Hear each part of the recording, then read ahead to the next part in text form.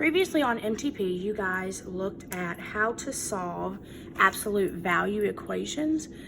Today we're going to look at a word problem that has absolute value in it, because as we all know, the ACT not only has naked problems, but it has word problems. So I'm going to go ahead and read the word problem, which is number 1 on your page. Amtrak's annual passenger revenue for the years 1980 to 2000 is modeled approximately by the formula R equals -40 times the absolute value of x minus 11 plus 990, where R is the annual review in millions of dollars and X is the number of years since January 1st, 1980. In what years was the passenger revenue 790 million? So there was a lot of information in this problem. The very first thing that I want to do is recognize that it gives me an equation. That equation is going to be very important. So I'm going to go ahead and highlight any equations that I have.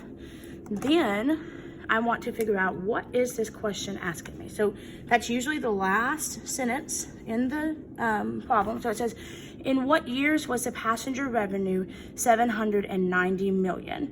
So I have this equation and I want to think about what part of this equation represents this that we want to know. And so right after it, it says where R is the annual revenue in millions of dollars. So I now know that I'm searching for R, okay?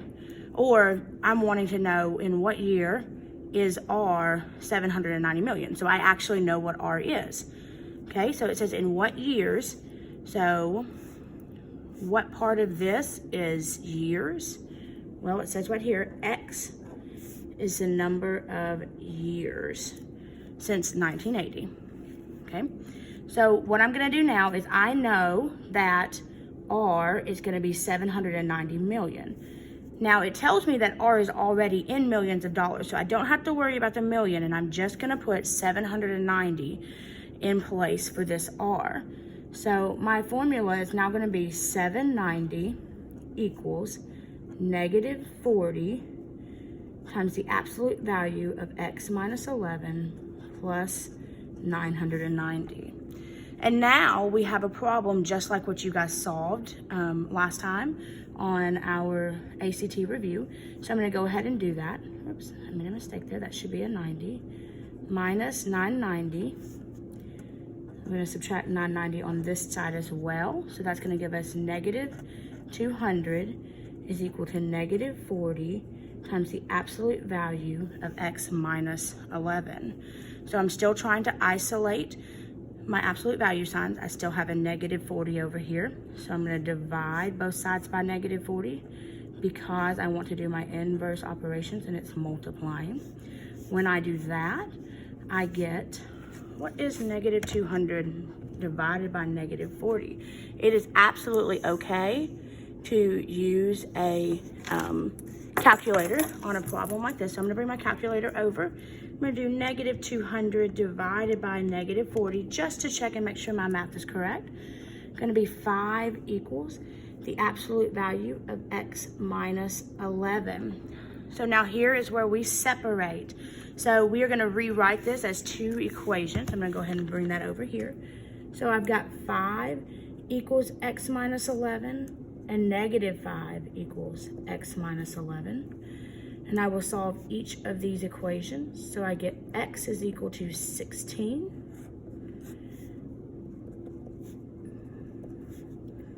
And x is equal to 6, okay? So here we can say that in what years was the passenger revenue 790 million? It is in 16 years past 1980 and 6 years past 1980. So 1980 plus 16 is going to give us 1996, and 1980 plus 6 will give us 1986. So these will be the 2 answers that we're looking for. So 1996 and 1986. Okay, now we're gonna be looking at probability today. This makes up a good part of your ACT test. And we want to kind of know what probability is before Coach Daniel shows us a couple example problems. So probability can be defined as the chance of getting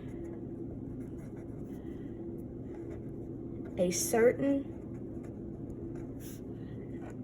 outcome. So for you guys, you use probability every day. You might think, what's the probability of my teacher catching me texting under my desk? Or what's the probability of my teacher forgetting to take up our homework? Or what's the probability of me getting caught speeding on this road? We make a lot of decisions in our life based on probability. It's not really formal math that we do, but it is something that we use in our everyday life. Whenever we're doing probability in the math sense of it, we're going to be thinking about the probability of an event happening as the number of favorable outcomes, or the number of whatever it is that you want to get, divided by, this is a division sign here, divided by the number of total possible outcomes.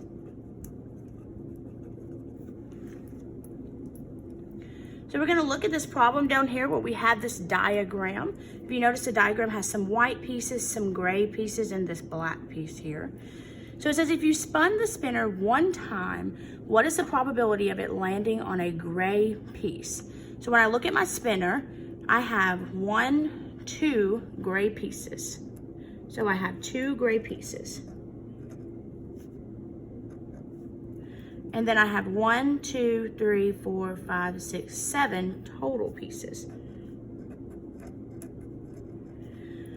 So because the probability of an event happening is the number of favorable outcomes, or in this case, landing on gray, divided by the number of total outcomes, so in this case it would be 7 total outcomes, the probability of us landing on gray here would be a 2 out of 7 chance.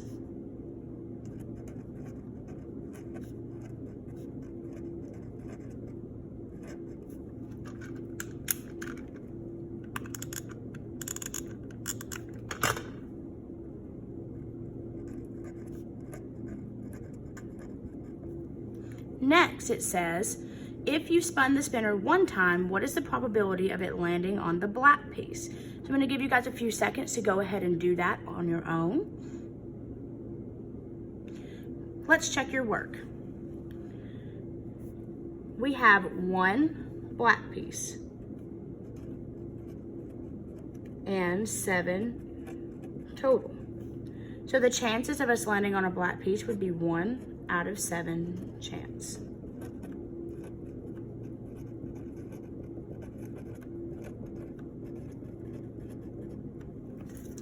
Okay, we're going to go ahead and hand it over to Coach Daniel to show you what some problems like this on the ACT will look like.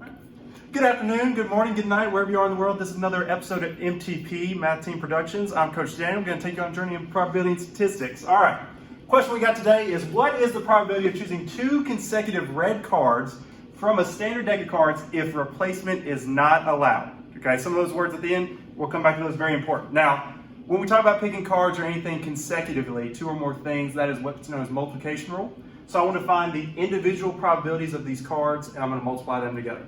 So if you don't know, if you haven't played cards before, there are 52 cards in a deck of cards, and half of them are red. So half of 52 is 26. So my first fraction, when I go to draw the first card, is going to be 26 over 52. That is my odds or chance of drawing that first red card. Now, once I draw that card, now I'm going to bring our attention back to the very end of the sentence here.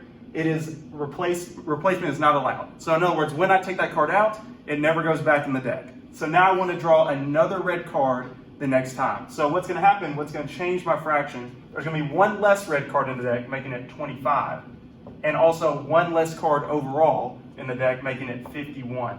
So notice how my odds have changed. Now for this to happen in a row or consecutively, I'm going to multiply these 2 fractions together. When I put them into my calculator, that is going to give me 25 over 102, which is answer choice E. Thank you. Subscribe to the channel. Today we're going to be talking about probability again. I'm your host, Coach Daniel. Now, the last time we talked about cards, and today we're going to be talking about rolling dice. We like to play a lot of games in math. So, with this dice, it says you roll a 6-sided die 3 times. What are the chances that all 3 rolls are 2s? Okay, so I can sit here and I can try to roll this out all that I want, but I theoretically want to make this out in my mind, and so we're going to do that 3 different times with our die roll. So I have dice number 1, dice number 2, and dice number 3. Now, just like last time, these are all independent events, and I'm going to use my multiplication rule, and I'm going to take each probability and multiply them together. Now, each one of these, I'm going to roll a 2. So the odds of rolling a 2 on a 6-sided die is 1 out of 6. So for the die 1, odds of happening is 1/6. Same for die 2, 1/6, and die 3, 1/6. So for this all to happen consecutively or in a row, I'm going to multiply these all together.